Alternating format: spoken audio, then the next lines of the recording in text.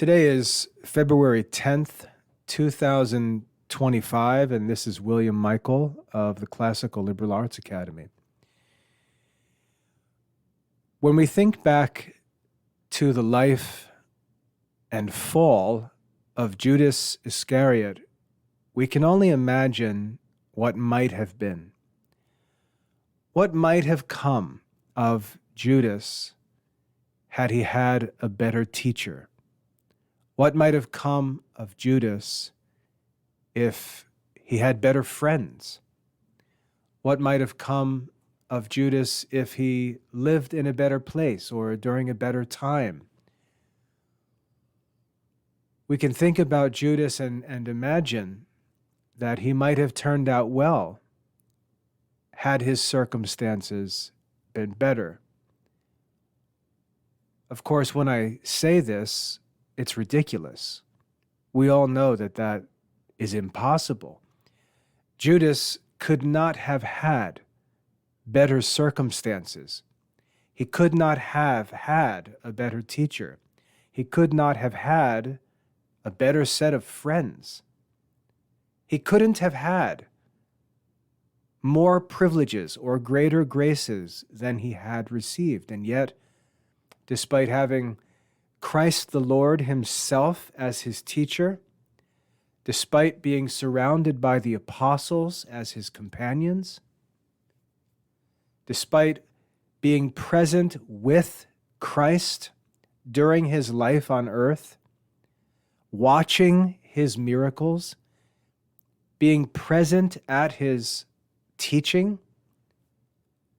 which we're told left crowds marveling, despite all of those privileges and benefits, Judas ended up suffering the most terrible end of all. He ended up as an unbelieving suicide. When we think about Judas Iscariot, all of our ideas about education, parenting, government, and so on are proven to be ridiculous. Judas Iscariot proves that having the best government will not make all of the citizens good. Judas Iscariot proves that having the best school for our children will not make them good. Judas proves that being the best parents will not make our children good. No matter what we do, we cannot control the choices that individuals make. Men have free will, and the choices that they make are really mysterious. It's really impossible for us to understand how men make the decisions that they do in both directions, both for evil and for good. There are people in wonderful circumstances with every privilege and benefit who choose to be evil. And there are people in terrible circumstances who choose to be good. And the mechanics of those decisions is really mysterious. And as parents, as teachers, as school administrators, as citizens, maybe as politicians, we can really struggle at times with this question of why bother. If this is true, if it appears that our efforts cannot and will not necessarily produce the ends that we desire, why bother? Why bother trying to give our children the best possible education if they can choose to throw it all away as soon as they become adults? Why bother? Why bother busting our tails and sacrificing everything as parents to give our children the best circumstances in which to live, the best environment in which to live, doing everything we can. Why bother if they can just throw it all away? It's really difficult when you're working and living and praying and sacrificing to think about the reality that everything you do can end up being done in vain, or at least it appears so. And so this is a very challenging question. Why bother doing these good things, or apparently good things? Why bother doing them if we really have no idea what the outcome might be? Imagine going to work every day and not knowing if you were going to get paid. Imagine working in the garden and having no idea if the work that you did in the garden would lead to a decent harvest. We usually don't work like that. We usually don't invest ourselves in situations where the outcomes are not in our control. But when it comes to relationships, when it comes to parenting, when it comes to education, when it comes to government, we do this all the time. We invest ourselves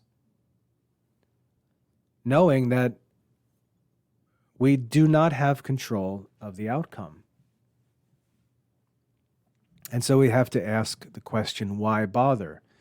And that's what I'd like to talk about in this talk.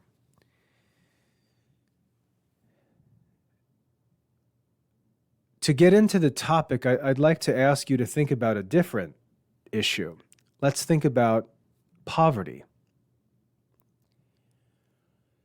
When I go out into the world, I'm told by Christ to be merciful and to go and give alms, to seek out objects fit for charity. I'm encouraged to be generous. I'm encouraged to help. And yet when I look at the situation, obviously I'm not going to end poverty. Obviously I'm not going to free someone from hunger. There's not much that I can do. I can offer a man a sandwich, a lunch, a cup of coffee, but I'm not going to feed him for the rest of his life. So why bother? You see, we're brought to this same question.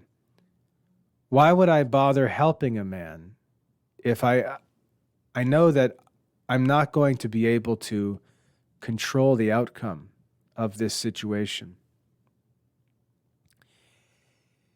Now, when we read the scriptures, I think we find some comfort because we find that when the scriptures tell us to do these things, they don't tell us to do them for the sake of the outcomes. And this is really the key to approaching the Christian life and all of this work with the right mindset.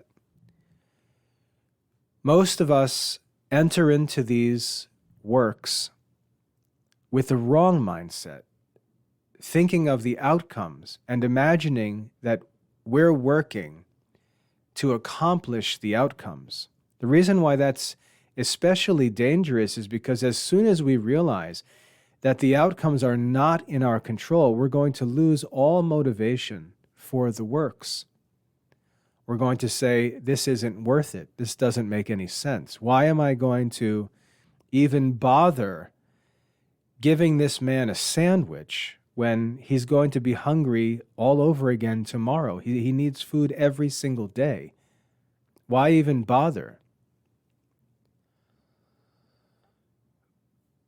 If we think about outcomes, we'll quickly be discouraged and then we'll be tempted to not do any good works. But that's the wrong mindset. The reason why we're to do good works is not because we expect to bring about desired outcomes. The reason why we're commanded to do good works is a test of our own faith, hope, and charity. Good works, when we have the opportunity to do good works, we're the ones being tested. The student is not the one being tested when the teacher is called upon to help him. The teacher is the one being tested. The parent is the one being tested when a child is disobedient, or a child is caught doing something bad, or a child is hard to get along with. The parent is the one being tested. When we see a poor man, the goal is obviously not to end world hunger or to end poverty in that man's life. We're simply being tested as to whether we will respond to that situation out of mercy. And we're not asked to do anything beyond our ability. In fact, we may not even be able to help, but a desire to help, a willingness to do whatever we can, is a successful response to the test. Now, if our mindset changes and we think of all of these works and really all of the works of the Christian life, if we think of them not as means of producing outcomes or means of achieving desired ends, but we think of them as tests for ourselves, everything begins to make sense.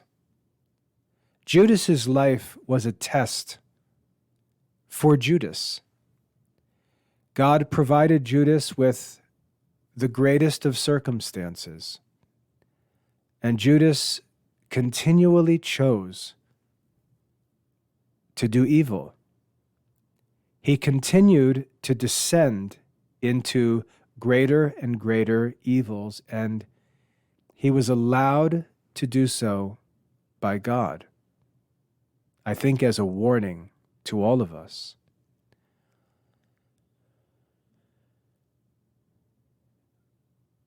When we think about our lives and we think about all of our different responsibilities, and we have to think of all of our responsibilities and always keep all of them in mind.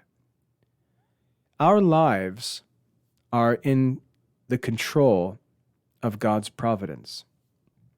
He controls who our parents were, who our uncles and aunts were, where we were born, where we lived, what our socioeconomic status was when we were born and as we grew up. He controlled all of the details, all of the events, all of the circumstances of our lives, and he issues us his commandments in those circumstances. And our response to God's commandments, which include God's invitations, God's promises, our response reveals something of our will, whether we are of good will or evil will. Now, we don't need to respond perfectly in every circumstance, especially when we're young and learning and growing in understanding. We don't have experience, we don't have knowledge. We can be tested and we can respond imperfectly, but still show a good will, still show an inclination to do what's good. And at the same time, we can show an inclination to do what's bad. I'll give you a good example. I can put on a movie about a life of a saint, and a group of people can watch that movie. Someone can watch the movie seeking to learn from the life of the saint how to become like a saint.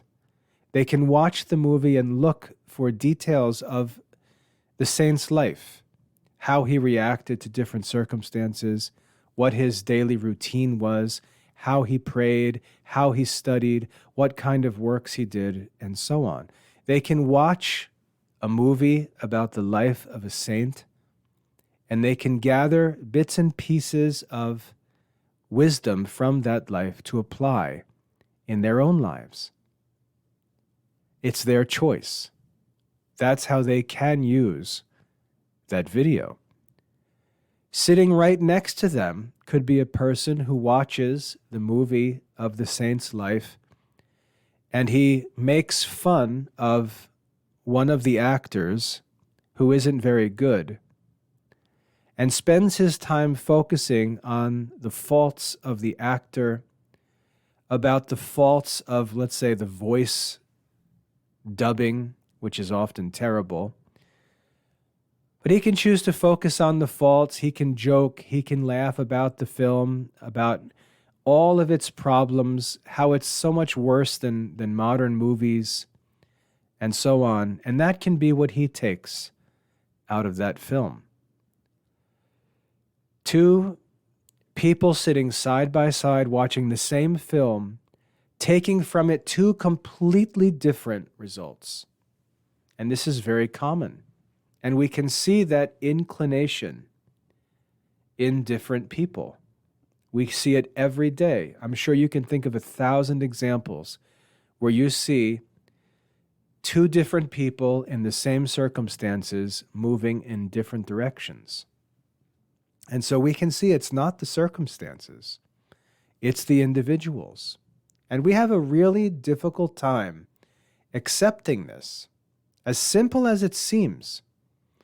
We have a difficult time accepting this, even though we have so many reasons to be certain of it. We can see that people in the same circumstances do different things with those circumstances or in response to those circumstances. And then when it comes to talk about parenting, when it comes to talk about education, when it comes to talk about government, we act as if we've forgotten all of that. And we act as if the outcomes are in our control.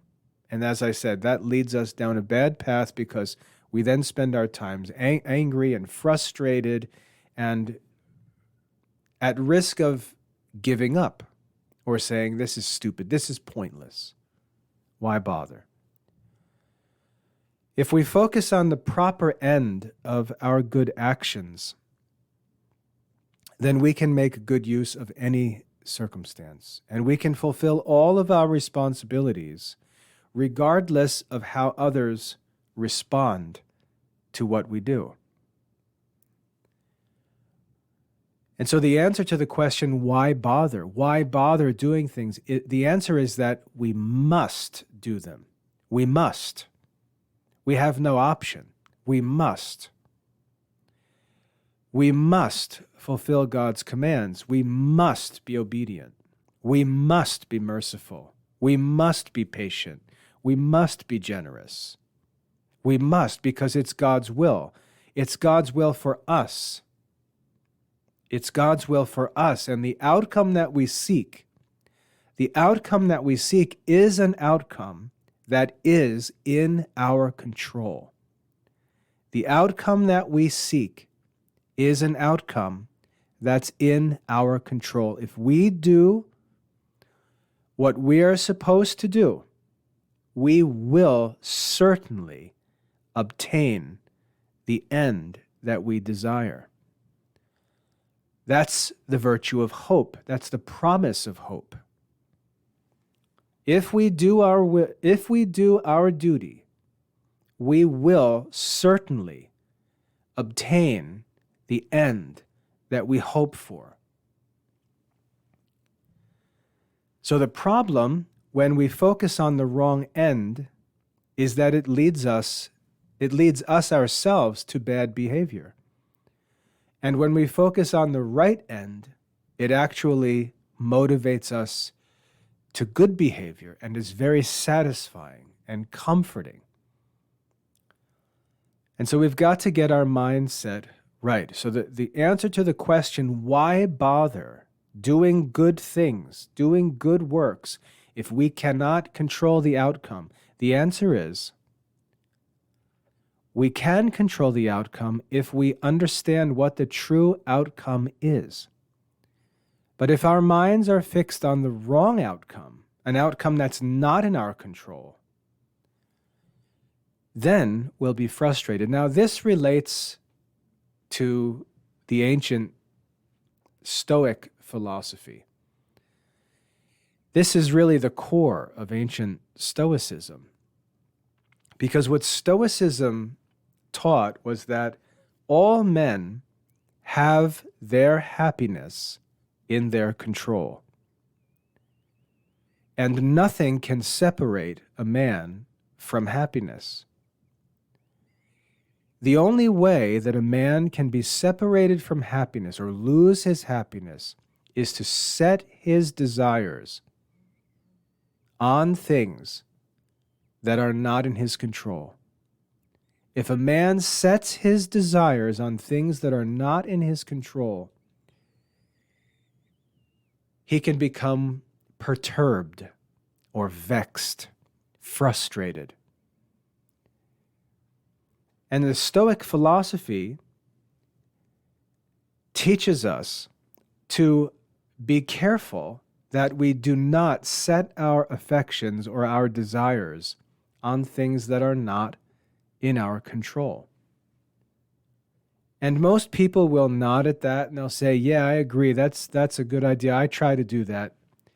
But when we look at our lives, we find that we really don't do that. And if we're angry, if we're emotionally upset, if we're frustrated,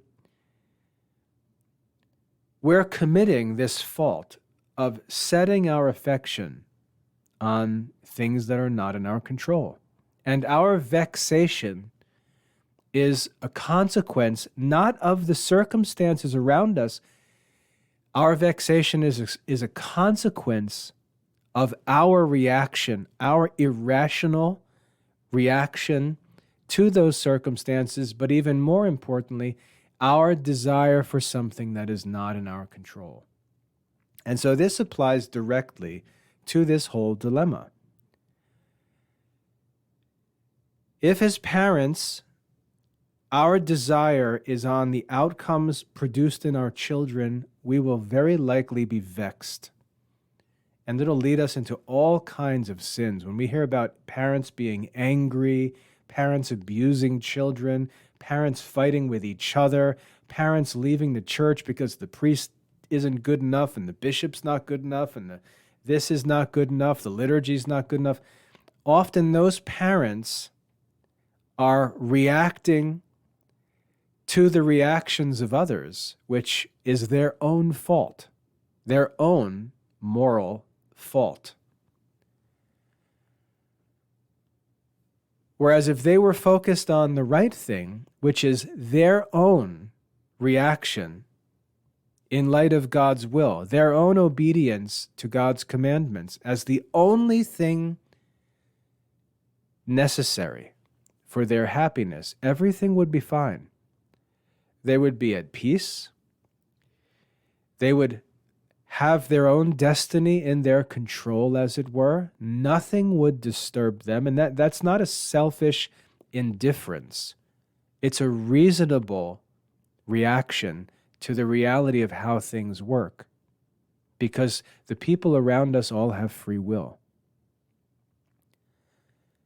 And so we react in a way that's reasonable, in a way that actually makes sense in light of the truth of reality. And this is another Stoic concept, this idea of reality. Reality is that which is. However it is, whatever it is, that is reality. And so many Christians can struggle with these things, not because they're struggling with some Christian problem, but really because they're struggling with a very simple, a very elementary philosophical concept, which is that you should not set your affection on things that are not in your control. And the choices of other people is something that is not in our control. The lifelong eating and drinking of a poor man is not in our control. His present meal may be in our control, but more importantly, our right response to his need is in our control. And the reward that God promises us, if we are merciful, if we feed the hungry, the promise that God makes to us, that is in our control. We can go get it. We can know for certain that we have it. Because God's just, and he promises these things. And our happiness is entirely in our control. So the answer to the question, why bother, is because we must. It's our duty. It's what we're supposed to do. I'm a father. I must father my children. I must act like a parent. I must provide for them. I must provide a model for them. I must teach them. I must provide for them for their education, for their spiritual formation. I must provide for them spiritually by initiating them into the life of the Catholic Church. I have to do all of those things for them because I'm their father. I'm also a husband. I've got responsibilities towards my wife, and I've got to fulfill those at the same time. I've got to love and care for my wife. I'm also a business owner. I run the Classical Liberal Arts Academy. I have obligations to all of my customers. I've got to serve them all as generously and diligently as I possibly can. That's my duty. I'm also a Catholic. I've got to obey the precepts of the Church myself. I'm also a lay Dominican. I've got to fulfill the promises that I make as a lay Dominican. And that's voluntary. I'm also a son to my parents, and I've got to fulfill my duties to them. I'm also the member of a community where I live. I have obligations to my neighbors. I have obligations to my government. All of these responsibilities must be fulfilled. They must be fulfilled. And the motivation to fulfill them is not that the world around me will become paradise and that everyone will love me and that I'll become materially prosperous and enjoy a long life with perfect health, that I'll be honored and recognized and awarded by all of my peers. None of those things are the motives for fulfilling those responsibilities. There's only one motive. There's only one motive, and that motive is to do God's will. That's it. That's it. It's to do God's will because I must. And so the question, why bother, again, is answered because I must, because it's God's will. And the outcome that I seek is not the outcome of other people's decisions, but the outcome of God's promise to me and my enjoyment of that eternal happiness. My meriting with God's grace the rewards for the commandments that God has given. That's my motive. Now, having said all of that, there are some reasonable expectations. To a degree, there are some reasonable expectations. For example, as I said before, when I gave the illustration of two people watching a movie about a saint and how they can have two completely different reactions to the same event. When we see people who have inclinations to good, which is a saintly disposition, and others who have inclinations to evil, which is a reprobate or a corrupt inclination, we can see that the circumstances that they're presented with do have some importance. because we can help a good person to become better than he would have been. We can help a bad person to be better than he would have been. Or we can cause a good person to be worse than he would have been, or cause a bad person to be worse than he would have been. So there are some outcomes that we can control. We can lessen some of the effects of those inclinations that are in other people. And that's another reason why these things are so important. So for example, if I have a child, let's say I have two children, one is inclined to good, one is inclined to evil. I can tell this by their daily behavior, the choices I see them making, and so on. I can have decisions to make about their education. And I can say to myself, well, Thomas he's inclined to good, so why don't I send him to the public school? Because I think because of his good disposition, even if he's in a bad environment, he'll choose to do good. So there's no use sending him to the Christian school. He doesn't need a sheltered environment. I can send him to the public school, save all of that money, and expect him to make good choices because he's got a good spirit. And this other son of mine, Michael, well, he's inclined to bad things. He's always seeking out trouble. I can't send him to the public school because he'll seek out bad things and he'll be exposed to things that are worse than he'd be exposed to at home. So I've got to send him to the Christian school in order to try and protect him. So I'm going to send the kid inclined to evil to the Christian school and the kid inclined to good to the public school. And I think everything will work out okay. We can see the problems with that thinking. We can see the problems. It's really not fair to send the good kid to an inferior school because he ends up not being as good as he could have been. And yet it's good to send the kid with the bad disposition to the Christian school because he may be influenced by that school. Despite his ill will, he could be better than he would have been. And if we were to send him to the public school, he may have been worse than he would have been. And so we see that providing both of them with the best possible circumstances is still good.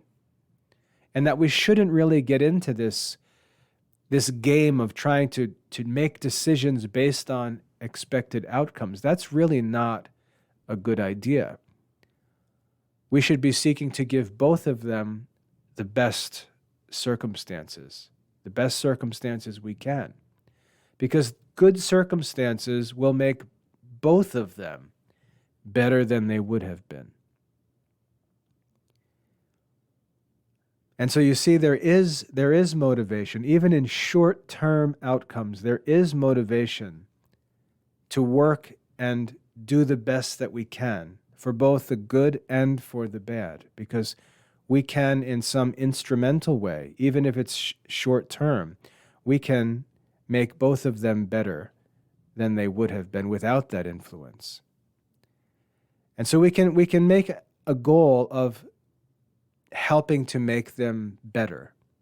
But we can't work for the long-term outcome because that's not in our control. So there is some short-term motivation in their present circumstances. And as parents and teachers and citizens, we see these sorts of benefits. And sometimes they tantalize us because we see a bad kid have a good day and we say, oh, if he would just...